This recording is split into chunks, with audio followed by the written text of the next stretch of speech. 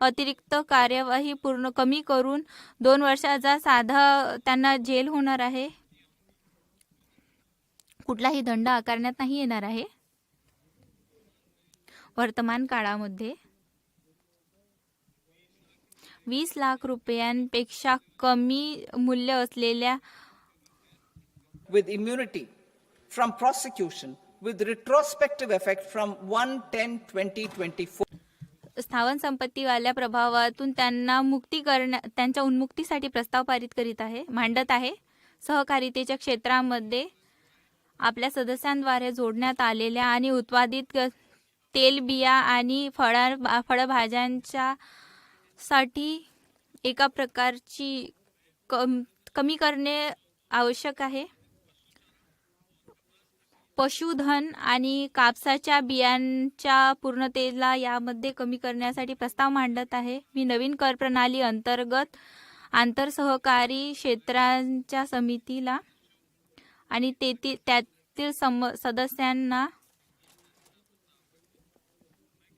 मी कुठल्याही अधिसूचना राष्ट्रीय सहकारी संघांच्या द्वारे तारीख 31/2026 प्राप्त मिळालेल्या लाभांशांना 3 वर्षांची सूट देऊ इच्छित आहे. ही सूट तेव्हाच प्रदान करण्यात येणार आहे जेव्हा मिळालेला लाभ हा सहकारी समित्यांद्वारे वाटण्यात येणार आहे.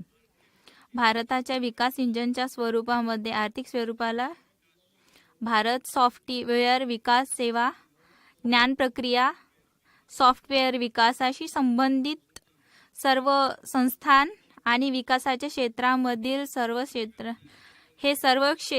एका दुसऱ्यांशी जोडलेले आहेत. या सर्व सेवांना 15.5 सर्वांनाच मार्जिन सोबत सूचना प्रौद्योगिकी सेवांशी जोडण्याचा एक प्रस्ताव मांडत आहे.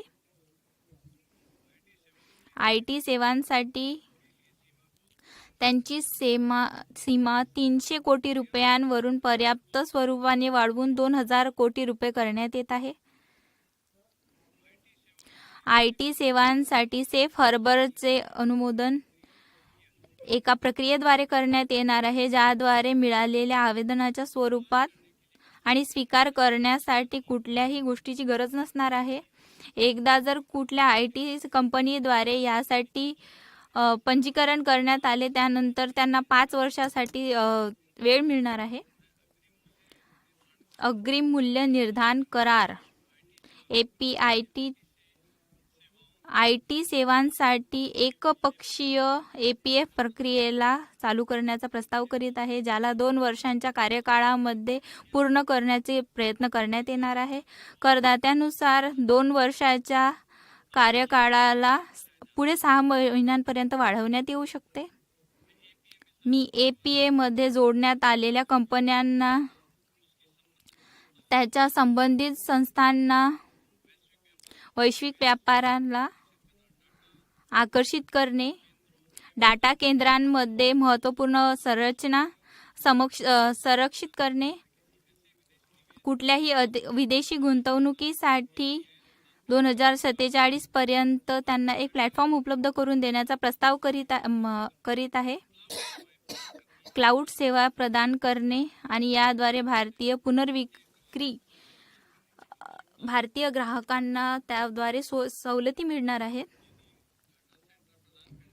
जर डाटा सेंटर प्रदान करणाऱ्या कंपन्या ज्या संबंधित कंपन्या आहेत त्यांना 15%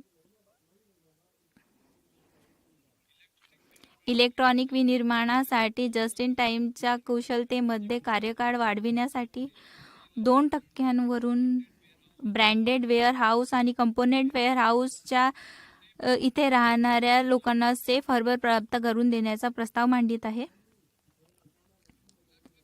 जवळपास 0.60% प्रतिस्पर्धी क्षेत्राचा विकासाच्या क्षेत्रामध्ये कमी असणार आहे. भारतामध्ये टोल विनिर्माणाला वाढविण्यासाठी अशा कुठल्याही अनिवासी लोकांना आयकराद्वारे 5% सूट देण्याचा प्रस्ताव करीत आहे. भांडवली वस्तू आणि टोलिंगला पाठबळ देते. वैश्विक प्रतिभेला, विशाल फुलाला भारतामध्ये मोठ्या गाड्यापर्यंत कार्य करण्यासाठी त्यांना प्रोत्साहित करण्यासाठी मी अनेक योजना अंतर्गत त्यांना 5 वर्षांपर्यंत कार्यकाळ आणि विशेषज्ञांच्या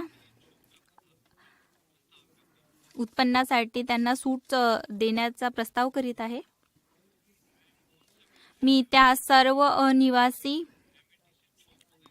MSP तून सूट देण्याचा प्रस्ताव करीत आहे जे अनुमानित आधारावर कर भरतात. मी भारतीय लेखांकन मानक अपेक्षा जोडण्यासाठी कॉर्पोरेट कार्य मंत्रालय आणि केंद्रीय प्रत्यक्ष कर बोर्डच्या समिती योजण्यात यावी अशी प्रस्ताव करीत आहे. 2027-28 ला लेखांकन अपेक्षांना समाप्त कर.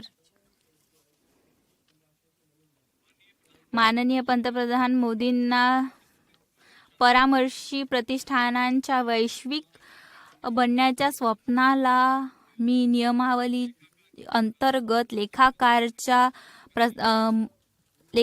प्रस्तावाला इथं मांडत आहे.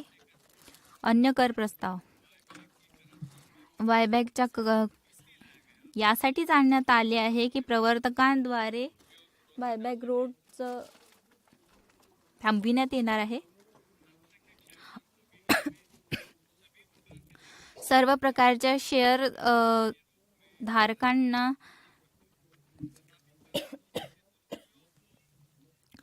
कर विमोचन incentivize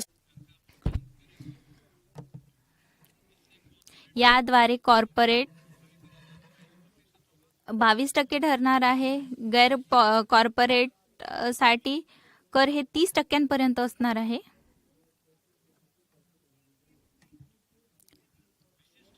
विशिष्ट वस्तू, अल्कोहोल युक्त लिकर आणि स्क्रॅप आणि खनिजांच्या विक्रीसाठी TCS दरांना तर्कसंगत करताना 2% करण्यात येणार आहे. केंद्रीय टक्क्यांवर त्यांना 5% 2% करण्यात येणार आहे. STTला 0.02% वाढवून त्याला 0.05% प्रतिशतपर्यंत वाढविण्याचा प्रस्ताव करीत आहे. STT वरील 0.1% आणि 1.25% वाढवून 0.115% करण्याचा प्रस्ताव करीत आहे. आम्ही वर्ष 2019 मध्ये कॉर्पोरेटसाठी कराधान दृश्यांमध्ये बदल केला होता, ज्यामध्ये कमी करासोबतच त्यांना सवलत व्यवस्था प्रदान करण्यात आल्या आहे, जेणेकरून त्यांना सर्व कार्यभार करू शकतील. कंपन्यांना नवीन व्यवस्थेमध्ये स्थानांतरित करण्यासाठी प्रोत्साहित करण्यासाठी कंपन्यांना पुढे येणाऱ्या मॅट क्रेडिटला अनुमती प्रदान करणे हे फक्त या नवीन अर्थव्यवस्थेमध्येच आहे. नवीन व्यवस्थेमध्ये मॅट क्रेडिटचा उपयोग करून